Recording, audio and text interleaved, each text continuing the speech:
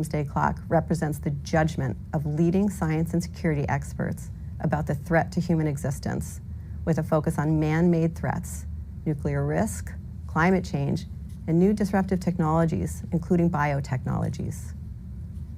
We at the Bulletin believe that because humans created these threats, we can reduce them. But doing so is not easy, nor has it ever been. And it requires serious work and global engagement at all levels of society. The doomsday clock was created in 1947 and has become one of the most powerful and most recognized graphic representations. Since its inception, the Bulletin's doomsday clock has been set closer and farther away from midnight. In 2020, we set the clock the closest it has ever been to midnight, at 100 seconds. It has been set as far away as 17 minutes to midnight at the end of the Cold War. The reasoning for why we set the time where we do can be found in our annual statement that accompanies our announcement and is available on our website. Today, the Bulletin of the Atomic Scientists is releasing its 2023 statement, which will be available shortly at thebulletin.org. Following the announcement of the time, we will proceed to hear from experts and world leaders about why we set the time where we did and what we can do about it. In 2020, when we first set the clock at 100 seconds to midnight, I stood before you and noted that the world had entered the realm of a 2-minute warning, a period when danger is high and the margin for error is low. I noted then that the moving of the clock closer to midnight moves us into a period that requires newfound vigilance and focus from leaders and citizens alike. The move from minutes to seconds emphasizes our proximity to midnight. When the Science and Security Board kept the clock at 100 seconds to midnight in January 2022, we called out Ukraine as a potential flashpoint in an increasingly tense international security environment. We noted that without swift and focused action, truly catastrophic events were more likely. And then when the clock stands at 100 seconds to midnight, the moment is both perilous and unsustainable. In February 2022, weeks after our announcement, our fears were borne out when Russia invaded Ukraine. In March of 2022, the Bulletin issued a statement that condemned the illegal and dangerous invasion of Ukraine by Russia and called on all countries to denounce Russia's actions and President Putin's outrageous threats of nuclear use. Russia's thinly veiled threats to use nuclear weapons remind the world that escalation of the conflict by accident, intention, or miscalculation is a terrible risk. The possibilities that the conflict could spin out of anyone's control remains high. As UN Secretary General Antonio Guterres warned this past August, the world has entered a time of nuclear danger not seen since the height of the Cold War. The war's effects also undermine global efforts to combat climate change, as countries dependent on Russian oil and gas have expanded investment in natural gas, and Russia's false accusations that Ukraine planned to use radiological dispersal devices, chemical weapons, and biological weapons take on a new meaning as well. The continuing stream of disinformation about bioweapons laboratories in Ukraine raises concerns that Russia itself may be thinking of deploying such weapons. There is no clear path for forging a just peace that discourages future aggression under the shadow of nuclear threat. The US government, its NATO allies, and Ukraine have multitude of channels for dialogue. We urge leaders to explore all of them to their fullest ability. With this in mind, we are releasing today's statement in English, Russian, and Ukrainian. It is the first time we have done this, and we hope it garners the attention it deserves in the capitals most affected. Joining us to reveal the 2023 time on the Doomsday Clock are Siegfried Hecker, Chair of the Bulletin's Board of Sponsors, Director Emeritus of the Los Alamos National Laboratory, and a Professor of Practice at Texas A&M University and the Middlebury Institute of International Studies at Monterey. Daniel Holtz, Co-Chair of the Science and Security Board, and a professor in the Department of Physics and Astronomy and Astrophysics at the University of Chicago.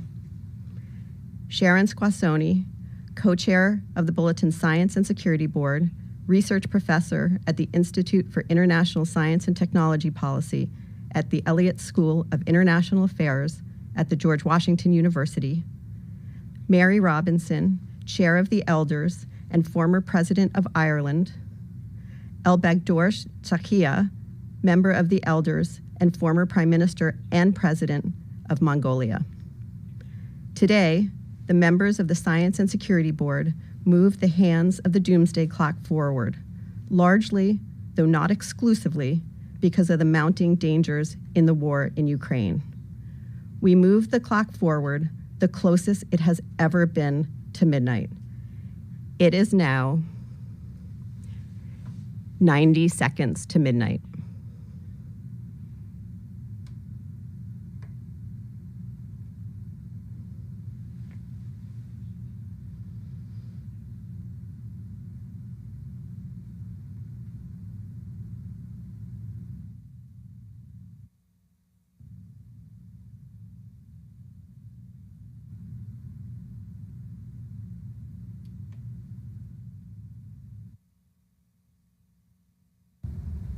Let me now turn the discussion to members of the Science and Security Board to elaborate on the statement in the current time.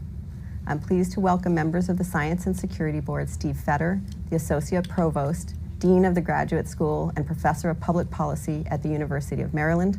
Steve is a recognized expert in nuclear risk and advanced technologies. Suzette McKinney, a Principal and Director of Life Sciences for Sterling Bay, and a leading practitioner and expert in emergency preparedness in urban settings. Shivan Kartha, a senior scientist at the Stockholm Environmental Institute, whose research and publications for the past 25 years have focused on technological options and policy strategies for addressing climate change. We will then turn to members of the Elders, Mary Robinson and Elbegdor Tsakia, to discuss how global leaders must respond to today's dangerous environment. Steve? Nuclear risks increased significantly last year, due largely to Russia's unprovoked invasion of Ukraine. Putin has repeatedly raised the specter of nuclear use. In launching the invasion, he warned that whoever tries to hinder us should know that Russia's response will be immediate and will lead to consequences you have never faced in your history. A few days later, he ordered Russia's nuclear forces to special combat duty. In announcing the annexation of Ukrainian territories in September, Putin declared that he would defend them with all weapon systems available to us. This is not a bluff. And in case anyone missed the reference to nuclear weapons, he mentioned that Hiroshima and Nagasaki had set a precedent. These nuclear threats were intended to deter direct involvement by the United States and NATO. And the US and NATO have avoided direct conflict. But as careful as the US and NATO might be, the possibility of nuclear use cannot be discounted. Accidents, mistakes, and miscalculations could lead to unintended escalation. And Putin might deliberately escalate if faced with the prospect of defeat, if Russian forces were being pushed out of Ukrainian territory. Putin has given no indication that he's willing to accept defeat. Despite repeated military setbacks, Russia has pressed on with increasingly desperate tactics and aggressive tactics, including reckless attacks on nuclear power facilities and indiscriminate assaults on civilians and infrastructure. Although a nuclear attack would serve no military purpose and would make Russia a pariah, an international pariah, and turn Russia and India against Russia, he might make desperate moves if no other options are available that he regards as acceptable. But even if nuclear use is avoided in Ukraine, the war has challenged the nuclear order, the system of agreements and understandings that have been constructed over 6 decades to limit the dangers of nuclear weapons. Russia refuses even to discuss a resumption of inspections under the New START Treaty. And that treaty, which is the only remaining agreement that limits US and Russian nuclear weapons, will expire in 2026. It will take years to negotiate a successor treaty, but it's difficult to imagine making progress in the current political environment. Russia violated the Budapest Memorandum, under which Ukraine relinquished nuclear weapons in exchange for guarantees that Russia would respect its sovereignty and territorial integrity and refrain from the threat or use of force. If Russia prevails in Ukraine, other non-nuclear countries may conclude that they can't be defended from attack against nuclear-armed adversaries, and that could undermine the non-proliferation regime and fuel a new round of proliferation. The impact of disruptive technologies is on full display in the war in Ukraine, from high-tech US weapons to simple but destructive Iranian drones. The expansion of commercial imaging satellites has provided Ukraine with valuable information on Russian troop movements. Russia has increased its control of the press in efforts to spread disinformation, but virtual private networks and Starlink satellites have kept some Russians and Ukrainians connected to the uncensored internet. Although Starlink successfully resisted repeated Russian cyber attacks, this prompted threats by Russia to destroy the satellites, a threat made credible by tests of anti-satellite weapons by Russia. Looking beyond Russia, we see other reasons for concern. Efforts to resurrect the Joint Comprehensive Plan of Action are stalled, and Iran continues to increase enrichment levels in its stockpiles of enriched uranium. Efforts to constrain the North Korean nuclear threat are moribund. North Korea fired more missiles last year than in any previous year, including a next-generation ICBM and a flight test over Japan. And many are anticipating a resumption of nuclear testing. The Chinese nuclear arsenal is rapidly expanding, with more than 300 missile silos under construction. Some believe that China is developing a force comparable to that of the United States and Russia, perhaps to deter the U.S. from aiding in the defense of Taiwan. The United States, Russia, and China are all developing large-scale programs to modernize their nuclear forces and are developing hypersonic weapons, setting the stage for a three-way arms race. And India and Pakistan continue to expand and modernize their nuclear arsenals. Thus, from almost every perspective, the risk of nuclear catastrophe is higher today than last year. Thank you, Steve. Suzette? Good morning. I'm honored to be with you today to speak with you about the state of biological threats as seen by our expert members and the considerations with respect to biological threats that contributed to the movement of the doomsday clock to 90 seconds to midnight. We should all continue to be aware that the threat that biological agents pose to American society as well as the international community. The existing biological threats landscape makes clear that the international community needs to improve its ability to prevent disease outbreaks, to detect them quickly when they occur, and to respond effectively to limit their scope. Nearly 3 years after the onset of the COVID-19 pandemic, the world continues to experience the fallout from this disease with no clear end in sight, despite hundreds of millions of dollars that have been spent globally to combat the devastating effects of this disease. Events like COVID-19 can no longer be considered rare, once-in-a-century occurrences. The total number and diversity of infectious disease outbreaks has increased significantly over the last 40 years, with more than half caused by zoonotic diseases. That is, disease originating in animals and transmitted to humans. As such, zoonoses put the human population at significant risk for pandemics, and the world's ability to predict which of these viruses and microbes are most likely to cause human disease is woefully inadequate. We live in a time of revolutionary advances in the life sciences and associated technologies. Researchers can engineer living things to acquire new traits with increasing ease and reliability, especially viruses that can be synthesized de novo in the laboratory. Laboratory accidents, which continue to occur frequently, also pose a significant risk. The opportunity for human error, coupled with issues with comprehensive governmental oversight and confusion about lab safety requirements, escalate these risks. Oversight regimes, strategies for risk assessment and risk mitigation, and the establishment of agreed-upon norms for scientific pursuit lag further and further behind as biological science and technology advance faster and faster. On the international front, Russia, North Korea, and Iran all continue to maintain biological weapons programs or the ability to research and develop biological weapons for offensive use. The risk that Russia will deploy biological weapons against Ukraine continues to escalate as conditions there become more and more chaotic. This is undoubtedly an existential threat to humanity. No matter the potential source, whether natural, accidental, or intentional, there are steps that national leaders can take to reduce catastrophic biological risks. Every country must make greater investments in public health. Every country should eliminate biological weapons and dismantle programs producing them.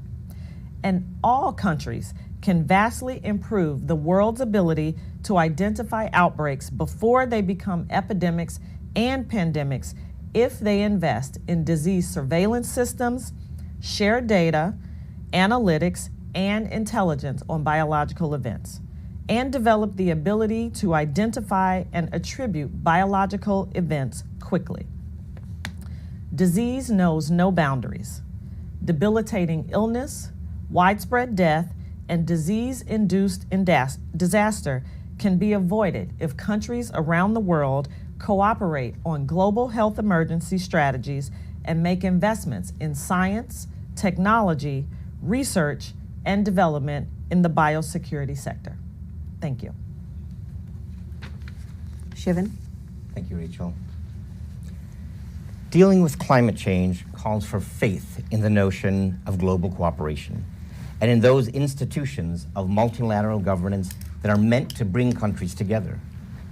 The invasion of Ukraine, as any war does, has opened up a geopolitical fissure, weakening the global will to cooperate and undermining confidence in the durability or even the feasibility of the broad-based multilateral cooperation that climate change demands. Russia is only second to the United States in global production of both oil and gas. Consequently, the invasion of Ukraine has sparked a rush to establish independence from Russian energy supplies, particularly in the European Union. From the standpoint of climate change, this has contributed to two countervailing dynamics. First, the elevated energy prices have spurred investment in renewables and motivated countries to put policies in place to support renewables. The International Energy Agency now projects that wind and solar energy will approach 20% of global power generation 5 years from now, with China installing nearly half of that new renewable capacity. At the same time, however, high natural gas prices have driven a frenzied push to develop new natural gas supplies, spurring investment in new gas production and export infrastructure in the United States, the EU, Africa, and elsewhere, largely financed by major oil and gas transnationals and investment firms. This private capital continues to flow into developing new fossil fuel resources, even while public finance is facing rising pressure to pull out. The high gas prices have also pushed an immediate term shift to coal in power plants, leading this past year to be a record high for global coal consumption. Notwithstanding these two pressures, both of which should in principle reduce demand for Russian gas, Russia was on course in 2022 to earn considerably more than the previous year from its oil and gas exports, largely owing to European demand. As a consequence of this, global carbon dioxide emissions from burning fossil fuels, after having rebounded from the COVID economic decline to an all-time high in 2021, continued to rise in 2022 and hit another record high. A decline in Chinese emissions was overshadowed by a rise in the US, in India, and elsewhere. With emissions still rising, weather extremes continue and were even more clearly attributable to climate change. Countries of West Africa experienced floods that were among the most lethal in their histories, owing to a rainfall event that was 80 times more likely to occur because of climate change. Extreme temperatures in Central Europe, North America, China, and other regions of the Northern Hemisphere last summer caused water shortages and soil drought conditions that led in turn to poor harvests, further undermining food security at a time when the Ukraine conflict has already driven food price increases. Pakistan faced this year's most dramatic sign of our increasingly volatile climate: intense floods due to what was called a monsoon on steroids that inundated 1/3 of the country. The flooding was described as the worst in the country's history, affecting 33 million people directly and unleashing cascading effects, including a major crop failure, an epidemic of waterborne diseases, and the destruction of infrastructure, homes, livestock, and livelihoods. Against the backdrop of this year's climate-related tragedies, the UN climate regime took a promising step forward at its annual negotiations in Sharm el-Sheikh, Egypt. The parties at the UN Climate Conference reached a compromise agreement to create a fund to support poor and vulnerable countries in addressing the mounting toll from climate change. To reach the intended goal, the cooperation that led to this agreement needs to continue in the coming year, when countries take up the question of actually contributing money to the fund. Countries were unable, however, to adopt a formal decision to agree to phase out fossil fuels. And even more disappointingly, they did essentially nothing to assure that previous commitments to reach net zero greenhouse gas emissions would actually be fulfilled. Thank you. President Robinson, how do we respond? Well, thank you, Rachel, and thank you to the eminent speakers who have preceded me. It is a privilege to be back in Washington for this year's unveiling of the Doomsday Clock. And I'm very glad to be joined by President Elbegdorch. He's the newest member of the Elders and our first Asian former head of state. And he brings a valuable perspective on geopolitics, on promoting nuclear disarmament, which his country has done, and tackling climate change in global multilateral fora. And we'll hear from him shortly on the issues of the nuclear threat and the war in Ukraine. The challenges outlined by today's announcement by the Bulletin of the Atomic Scientists could not be more global in nature. No one country can tackle them on their own, no matter how large their population, how strong their economy, or how feared their military. 3 years ago, in January 2020, like you, Rachel, I stood here when the hands of the clock were moved to 100 seconds to midnight. I said at that time, we are faced by a gathering storm of extinction-level consequences, and time is running out. Little did I know then that the gathering storm of threats would also include the devastating COVID-19 pandemic, the consequences of which we're still facing today, and the illegal invasion of a sovereign state by a nuclear-armed permanent member of the UN Security Council. This, together with the acceleration of the climate crisis, explains why the clock has now been moved even closer to midnight. The threats are even more acute and the failures of leadership even more damning. We live today in a world of interlocking crises, each illustrating the unwillingness of leaders to act in the true long-term interests of their people. The climate crisis, nuclear proliferation, and pandemics all demand a crisis mindset from leaders. We need urgent multilateral action and bold ethical leadership. Frankly, we're not seeing it. If one person could be said to embody bold ethical leadership, then for me it would be our founder, Nelson Mandela. He discerned these threats and the need for a collective response when in 2007 he founded the Elders, the group of independent former world leaders of which I had the honor to be chair. We need leaders like Mandela again today. The existential threats we face need his sense of urgency and need his spirit of humanity. As Elders, we dedicate our time to seeking solutions and solidarity on the climate crisis, on pandemics, and on nuclear weapons. We call for a renewed focus on what world leaders must do to address these global challenges. None will be overcome by the hollow promises of populism or naively utopian demands. they require hard, practical choices and a long-term commitment of resources and political capital, alongside some immediate steps decision makers can take in the months ahead. Well, there have been some recent signs of progress, and there was mention of loss and damage, an agreement at the COP, but a lack of other agreements.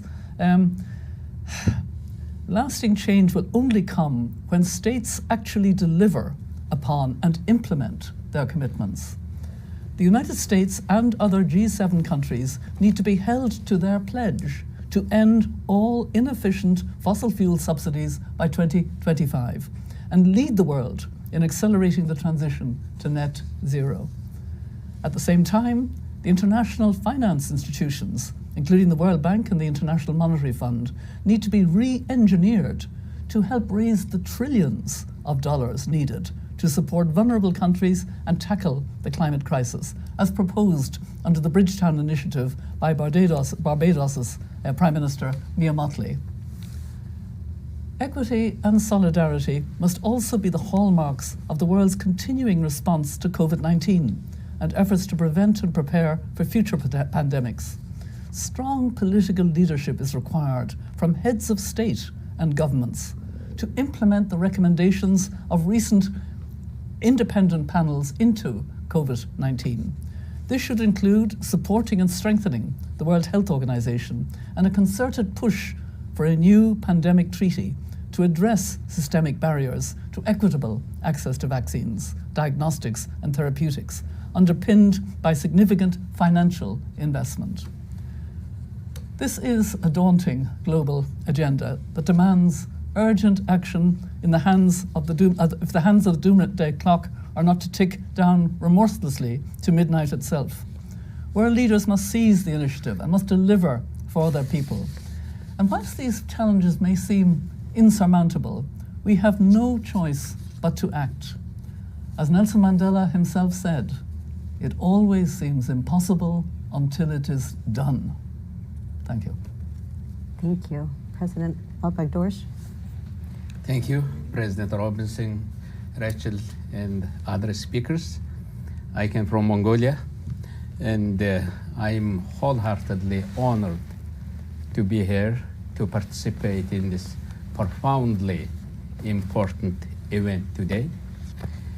You know, I remember my childhood. I lived in Mongolia in a remote herdsman village. During that time, almost half centuries ago, we were the 10 and 12 years old boys and girls shouting that no war, no nuclear weapons, and we want to live. That was almost 50 years ago. But now I'm really honored to say to the village of humanity, you know, there are existential threats. We are really closer moved to the doomsday. And when I see that village to humanity, now I'm honored to say from this stage today.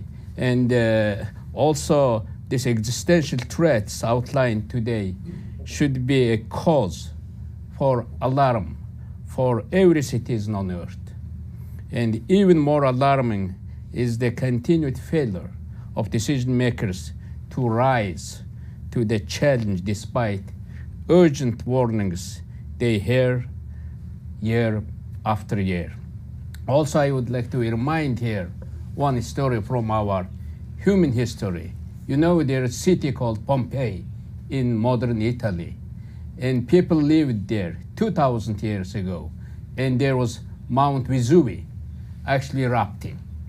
And that actually continued for 18 hours, and people kind of used to that. But after that, that 6 meter, 20 feet high, melted lava came to the town and buried it. Now I see that we see more Mount Vesuvius near to our human villages. Mount Vesuvius is related with the wars, with the nuclear weapons, nuclear threats, and that pathogenic threats, and pandemics, also with the climate crisis. there are one more mountain is rising. It's like more related with the disruptive technologies. And people and scientists are warning us. And we have to wake up now for the call of these people. And I think science is not nationalistic. Science is universal. And they are calling us. And we all know that doomsday clock, when it was far in 1991, 17 minutes to the midnight.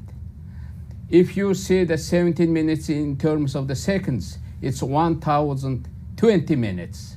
Now that actually moved to the 90 minutes. Since, 17 minutes, it's almost, 17 minutes is almost 10 times closer to the midnight.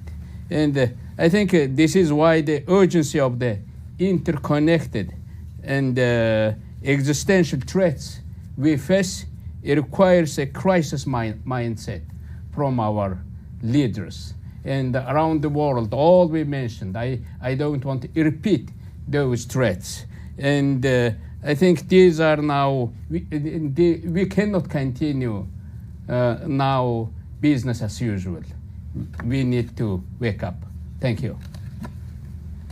Thank you so much. We have some questions coming in from the press, and this one is from Ivan Pilchikov at TASS Agency, Russian media, and I'm going to turn it first to Steve and then to President Al-Baghdorsh.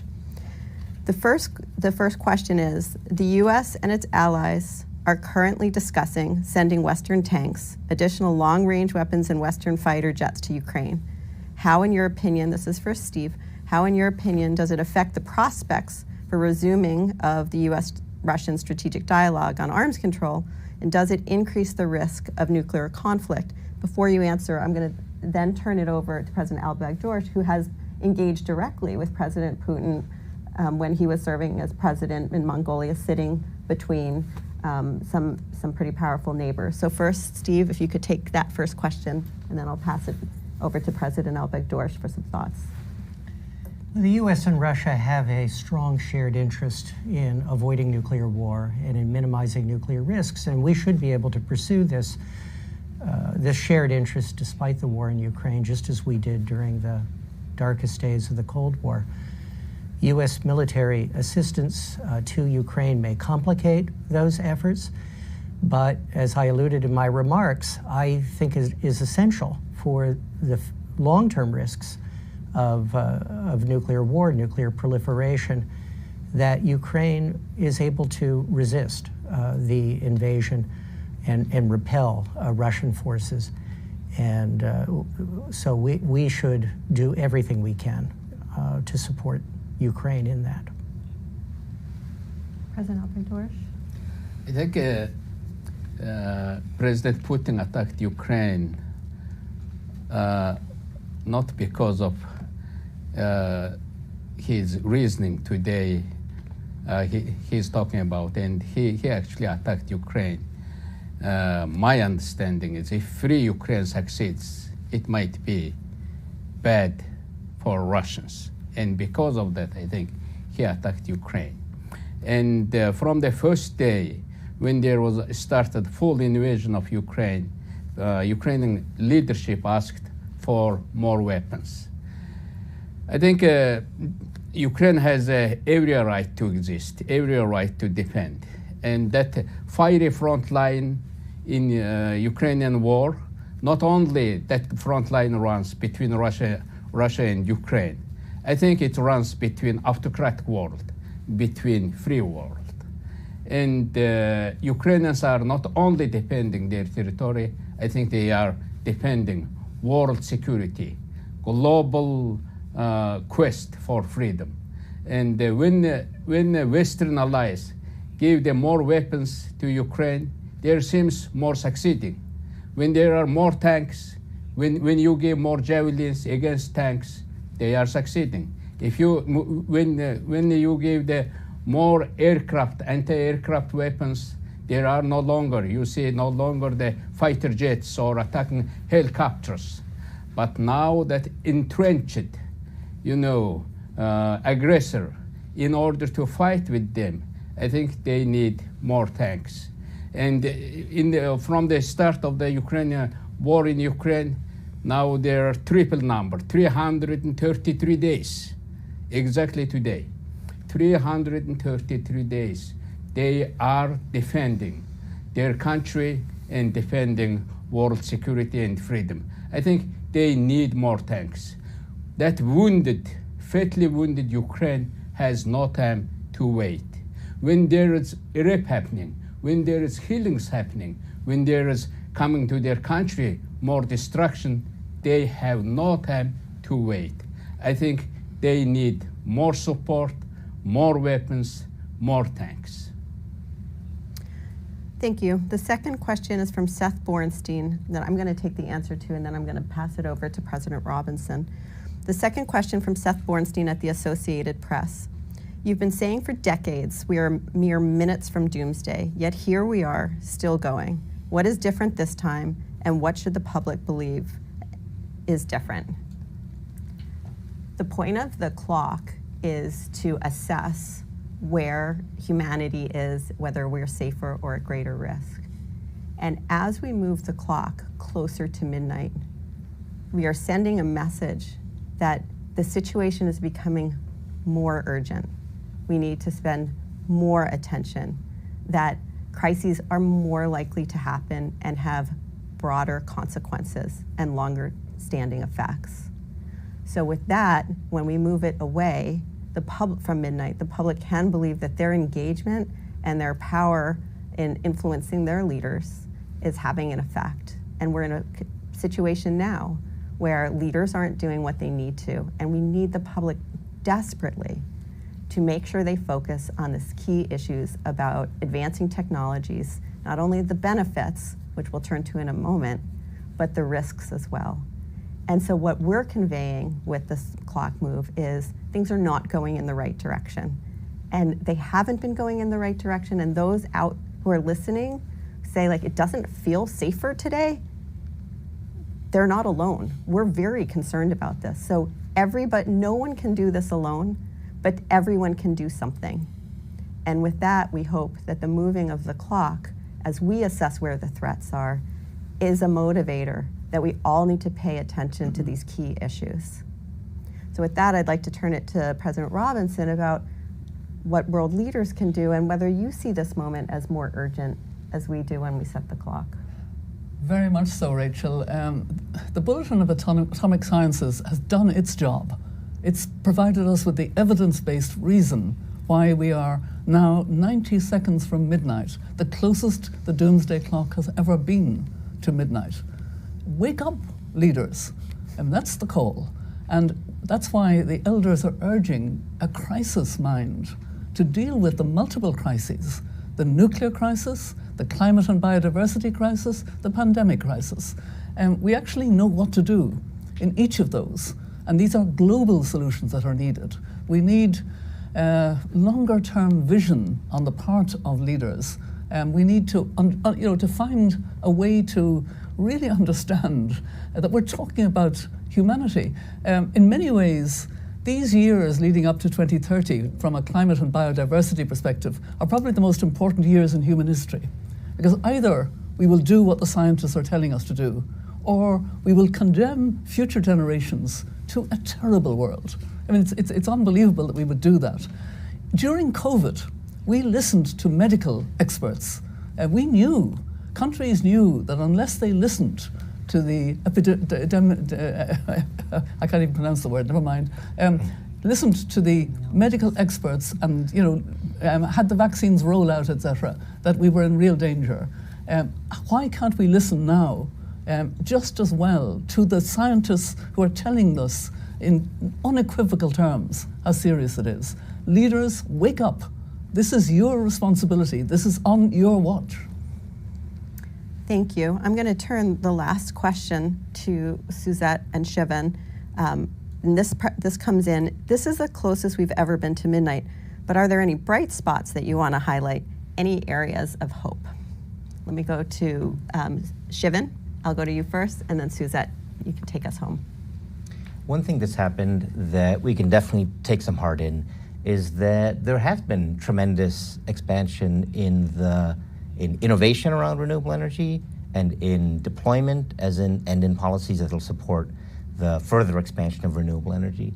And renewable energy is set to be the largest group of energy sources in the fairly near future, in the next 5 years or so, and that's compared to coal, which has been dominant source of electrical power.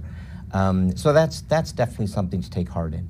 A second thing to take heart in is that, like various other problems, climate change is in some ways a generational problem. There's a generation that's growing up now, a generation that will be our leaders in the future, that is fired up about climate change, so to speak. They're very concerned about it. They're concerned about it as a personal issue. We, our generation, has been talking about climate change as a problem for future generations. This is the future generation that is coming up now and that will see the potential very dire impacts. And so their motivation and their energy and their seriousness about climate change in a way that the former generation hasn't been, as President Robinson was saying, that's something to definitely put some serious hope in. Dr. McKinney? Thank you, Rachel. I would say there are a number of bright spots in areas that give us hope. First and foremost, investment in the life sciences and the will among leading researchers to identify advancements in technology, advancements in the life sciences continues to grow. The COVID-19 pandemic really heightened the need to increase research in these areas and to continue to search for the quest to solve for these very complex public health and medical problems. I also believe that healthcare practitioners are more emboldened to work together and to work alongside policymakers to ensure that we are moving quickly toward the advancement of surveillance systems and other processes that can help us identify these threats much more quickly and respond to them much more appropriately. I do believe that while there continues to be a void in the international community with regards to how quickly these advancements are being made, there is will there to move the needle, if you will, on advancements. And I think that our leaders need to not become complacent, but continue to recognize and understand the devastating effects of biological threats and the continued need for advancements in research and all areas of the life sciences so that we can begin to improve upon these situations so that we will curb and begin to slow down the negative impacts of biological threats. Thank you. As we come to the end, I want to thank you and thank our panelists and experts and world leaders for joining us for this year's announcement. We've heard some bright spots, ones that we always look for at the bulletin, because science, the advancement of science, brings such huge potentials. But if we don't figure out how to manage the risks associated with them, it's the risks that will lead us rather than the benefits. And right now, as we heard from President Robinson, Chairman of the Elders, the time is urgent. We really do need creative and bold leadership, ethical, moral, political leadership. We need the scientists around the world to keep working with us and pointing out where the opportunities and threats are.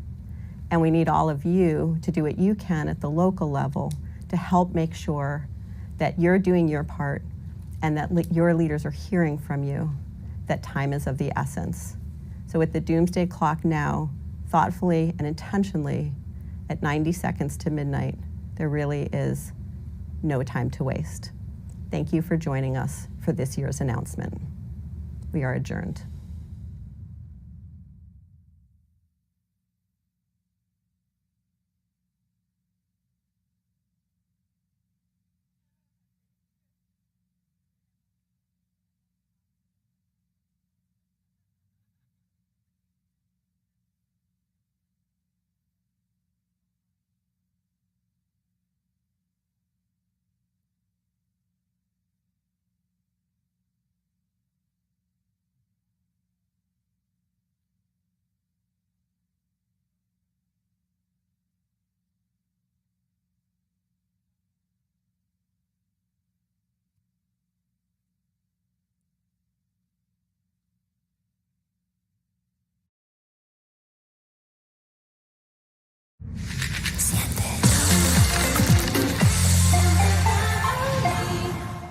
At the height of the Cold War, there were over 70,000 nuclear weapons in the world. Now, there are a little more than 13,000. How did the world get rid of 80% of our nuclear weapons? Well, even though the Cold War was marked by a nuclear arms race, the 1970s, 80s, and 90s were also filled with nuclear arms control talks. That diplomacy eventually started to turn the tide. But now, just one treaty remains to limit nuclear arsenals between the US and Russia, who control the world's two largest nuclear stockpiles, the New START Treaty, which stands for New Strategic Arms Reduction Treaty, and is set to expire on February 4th, 2026. Are nuclear weapons treaties becoming a lost art? Learning from your mistakes is something we're all taught growing up, right? But there's a lot you can learn from others' failure too. For our January magazine, Bulletin editor Dan Drolette interviewed Samuel West, a psychologist and the founder of the Museum of Failure. They discussed what we can learn from losing and the interdisciplinary value of those lessons. The Museum of Failure is full of examples of commercial disasters and the tales they tell. You have precursors to successful modern-day virtual reality tech like the VFX headgear and the Nintendo Virtual Boy. There's Google Glass with promising technology but iffy implementation and marketing. You had the Amstrad emailer, which only survived because it had an owner with a dream and deep pockets. Really cool tech that's a couple decades from adequacy. Commercially viable tech with bad marketing. Money that really could have just been used by another project. Sounds like renewable energy R&D to me. Tackling today's big issues like climate change will require creative solutions, but some lessons have already been learned. Studying the history of innovation can offer guidance as well as commiseration, because the road to success is probably going to involve some failures. You can read the full article on thebulletin.org.